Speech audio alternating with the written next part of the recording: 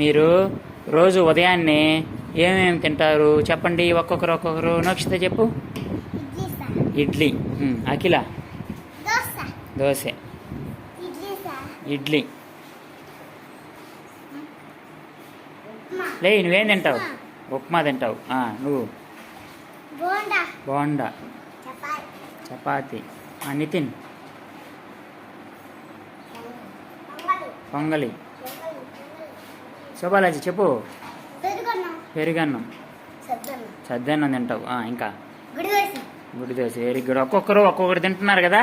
అందరూ ఒకటే తింటున్నామా మనం? లేదు, ఒక్కొక్కరు ఒక్కొక్కటి తింటున్నాం. ఇప్పుడు యశ్వితకు ఒక వర్క్షీట్ ఇచ్చాను. ఆ వర్క్షీట్లో 4 ఆకారాలు ఉన్నాయి. మీకు మొన్నటి నుంచి చెప్పాను కదా, అన్నీ తెలుసుకున్నారు కదా. త్రిభుజాకారం, ఈరోజు త్రిభుజాకారం ఆకార వస్తువులు చెప్పారు.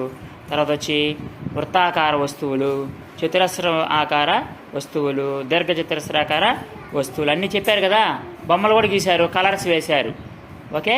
అదేవిధంగా ఈరోజు ఒక్కొక్క ఆకారానికి ఒక్కొక్క రంగు వేస్తుందంట యశ్విత. చూద్దాం. యశ్విత తీసుకోమ్మా. చతురస్రానికి బ్లూ కలర్ వేయి. Blue colour. బ్లూ కలర్ వచ్చి ఇక్కడ ఉన్నాయి చూడు, తీసుకో. బ్లూ కలర్ చతురస్రానికి వేయి. దీర్ఘ చతురస్రానికి రెడ్. ఓకే. దీనికి వృత్తానికి ఎల్లో, దీనికి green. Okay. Yashwitha very good.